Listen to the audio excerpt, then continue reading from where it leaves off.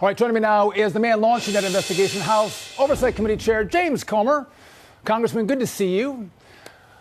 Listen, I want to get your take on this because we reached out to Mayor Pete for a comment, and we were actually referred to this tweet that says, "I'm alarmed to learn that the chair of the House Oversight Committee thinks that the NTSB is part of our department.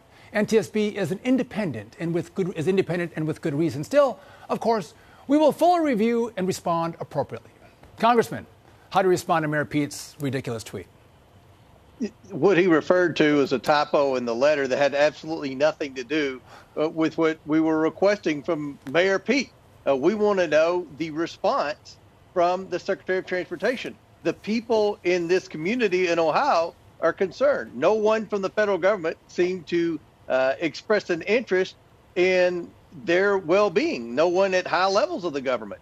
And we want to know what communication took place, who made what decision based on burning the chemicals.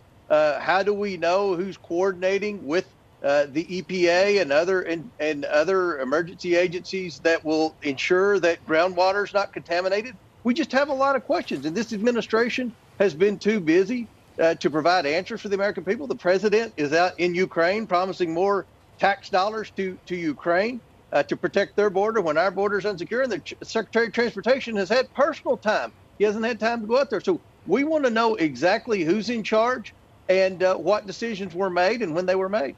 You know, not only for this train derailment, but maybe we want to hear about what happened with the FAA or with the supply chain or with baby formula or with Southwest over Christmas. Do you think you're going to get a response from, Mayor Pete after that flippant text or tweet, I should say?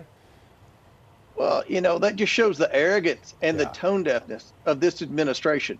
We have a lot of concerns with what's going on in the transportation cabinet. We have airline delays. We're having rail disasters.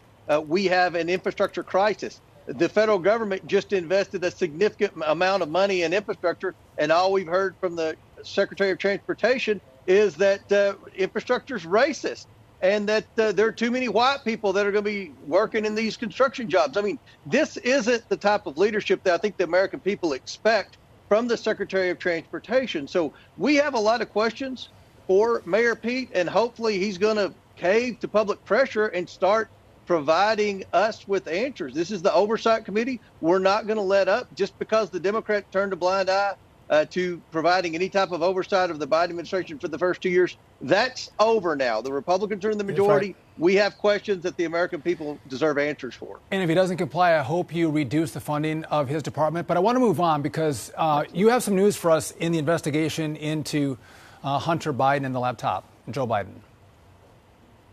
Yeah, we do. Obviously, we're requesting information from all the stakeholders that were involved in the various different Biden family influence peddling schemes, and we're glad that people are now coming forward. Obviously, the Biden family isn't, but that doesn't matter at this particular point in time because there are so many people that were affiliated with the Bidens that have information that we need to go along with the bank records that we will get. And I think that we're going to be able to trace the money back to the sources in China, the sources in Ukraine, and the sources in Russia. And hopefully we can get answers for what did the Biden family do to receive this much money, millions and millions of dollars coming from China, Russia, and Ukraine for services that we're not sure exactly what they were. This could put this administration in a compromised position with our adversaries. That's why we're investigating. Congressman, the FBI should be doing a forensic audit of Joe Biden. That would make it real easy. It shouldn't be your job to do what the FBI's actual role is here. But just, real quick, will you subpoena Hunter Biden? He just missed a deadline to turn over documents to your committee.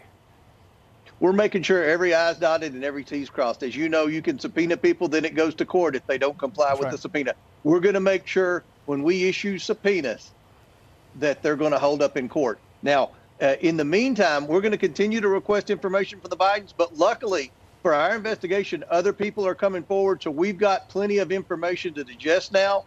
We're doing that, and I can tell you, this is a serious investigation, and the American people should be very concerned about why the Bidens received so much money from the Chinese Communist Party linked That's right. affiliates in China. Congressman Comer, we're looking forward to the answers that your committee can provide the American people. Thank you for joining me tonight, and thanks for all your hard work.